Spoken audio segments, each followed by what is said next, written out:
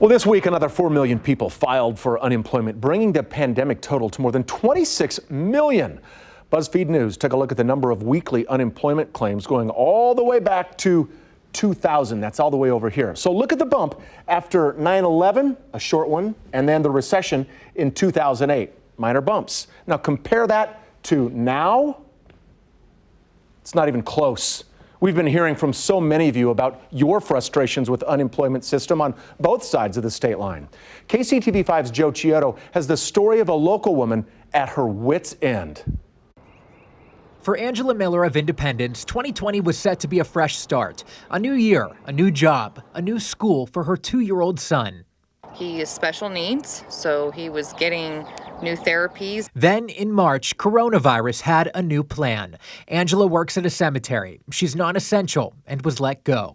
Her husband was furloughed from Union Pacific. It's been a cluster. It's a nightmare for everyone. They pulled their son out of therapy. She quickly filed for unemployment, counting on that money to survive. I can feed my family, I can keep my lights on, I can pay my mortgage. The bare necessities is what that would cover. But shortly after filing, this letter came in the mail. Her claim was denied. What am I supposed to do and how do I provide for my family going forward now? Missouri approves unemployment based on the first 4 of your last 5 quarters of work. You have to earn at least $2,250 during that time. For Angela, that's January 2019 to December 2019. Here's the thing. She did not work last year. She tells me she was recovering from major medical surgery. She says lawmakers aren't looking out for people like her. They dropped the ball. During this pandemic, absurd. There's so many people that did not work last year. Right, wrong, or indifferent, they didn't work.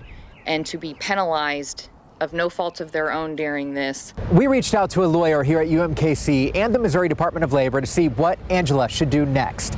They tell me she should apply for one of these 6 programs created by the CARES Act, the Coronavirus Aid, Relief, and Economic Security Act. Out of all of these, she could maybe apply for one, pandemic unemployment assistance. But the Department of Labor tells me even that is not a guarantee. She applied anyway. Her results are confusing, to say the least. Shortly after submitting, the website told her her application expired. So she called the Department of Labor. Her wait time to speak with someone, 1,758 minutes. That's 29 hours. So I called the media spokesperson for her and found out everyone's confused. The system is so new, you can't believe any message you see until it's a firm yes or no.